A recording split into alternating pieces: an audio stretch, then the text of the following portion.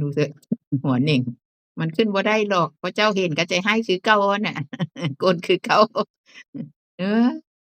มือบ่อยู่ซื่อสมองบ่นิ่งอดบ่ได้ทนบ่ได้มือจะมือ เว้าบ่คือคักนะอ้าวบ่เถึกพื่อนๆก็ทากอีกแล้วบ่ได้โกอ้าวก็บอกนก็อยากมีผมให้มันขึ้นใหม่เนาะเขาก็เว้าจริงแล้วก็ผิดใจอีกโอ๊ย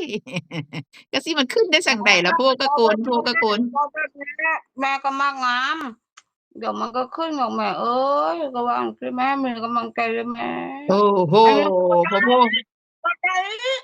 อ้าวมันสิได้จั่งใดเห็นโพที่ใดมันก็คูนทุกอย่าง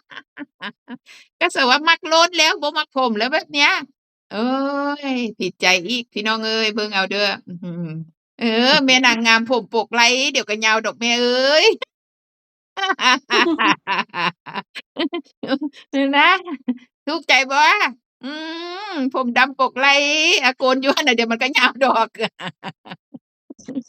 คักหลายอืมเราเคยแล้วมาบ้านก็